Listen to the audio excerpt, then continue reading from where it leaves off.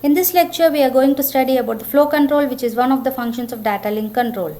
Please click on the link given in the description to download the notes for any future reference. Flow control is a set of procedures that tells the sender how much data it can transmit before it must wait for an acknowledgement from the receiver. The receiving device has limited speed and limited memory to store the data. Therefore, the receiving device must be able to inform the sending device to stop the transmission temporarily before the limits are reached. It requires a buffer, that is a block of memory, for storing the information until they are processed. There are two methods that have been developed to control the flow of data, and they are stop and wait and sliding window. Let us study them in detail. Stop and wait. In the stop and wait method, the sender waits for an acknowledgement after every frame it sends.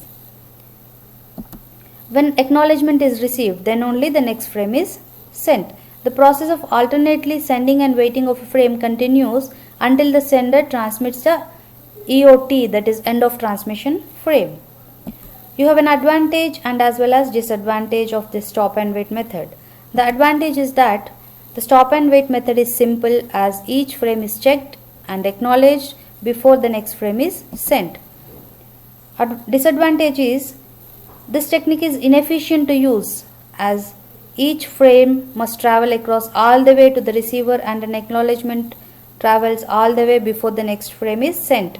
Each frame sent and received uses the entire time needed to traverse the link. Next is sliding window method.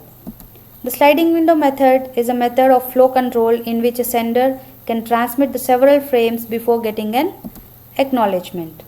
In sliding window control, multiple frames can be sent one after another, due to which capacity of the communication channel can be utilized efficiently. A single ACK frame acknowledges multiple frames. Sliding window refers to imaginary boxes at both the sender and receiver end. We'll see that. The window can hold the frames at either end, and it provides the upper limit on the number of frames that can be transmitted before the acknowledgement. Frames can be acknowledged even when the window is not completely filled. There is no compulsion that the window must be completely filled. It can be acknowledged even when the window is not completely filled. The window has a specific size in which they are numbered as modulo n, means that they are numbered from 0 to n minus 1. For example, if n equal to 8, then the frames are numbered from 0 to 7, that is 0, 1, 2, 3, 4, 5, 6, 7, and again it starts from 0, 1, 2, 3 and so on. The size of the window is represented as n minus 1. Therefore, maximum of n minus 1 frames can be sent before acknowledgement. When the receiver sends the ACK, it includes the number of next frame that it wants to receive. For example, to acknowledge a string of frames ending with frame number 4, the receiver will send the acknowledgement, that is ACK, containing the number 5. When the sender sees ACK with number 5, it got to know that the frames from 0 through 4 have been received. It means that 0 to 4 have been received once it sends the ACK containing the number 5. Now let us see how the sender window looks.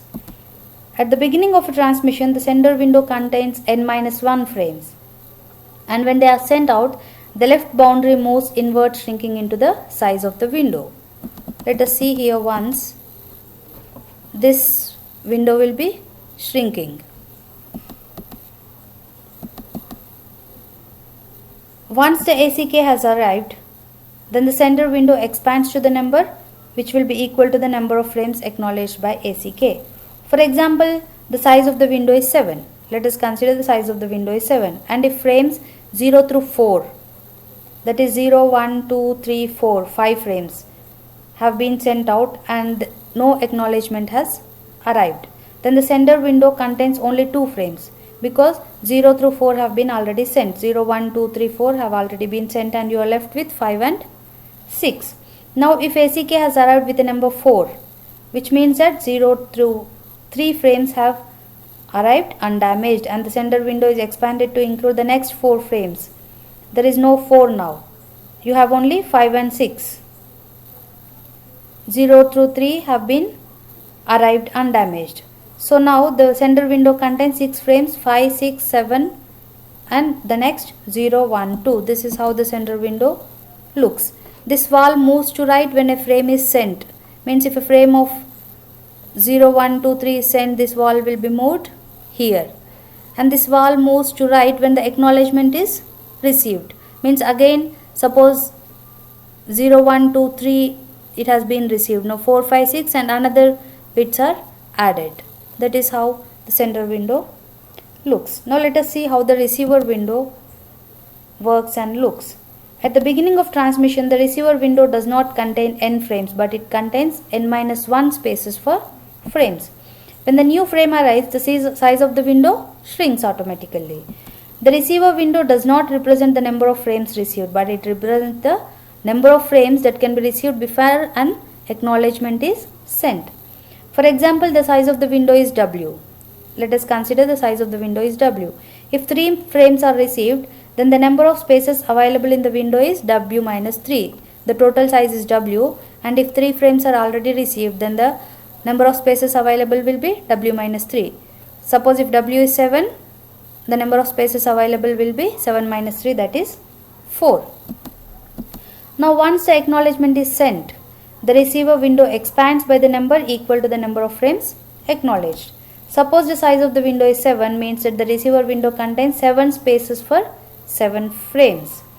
If the 1 frame is received, then the receiver window shrinks and the moving boundary from 0 to 1. In this way, the window shrinks 1 by 1, so window now contains the 6 spaces. If frames from 0 through 4 have sent, then the window contains 2 spaces before an acknowledgement is sent. This is how the receiver window looks. This wall moves to the right when a frame is received, and this wall moves to the right when an acknowledgement is sent. In the next lecture, we will discuss about the error control.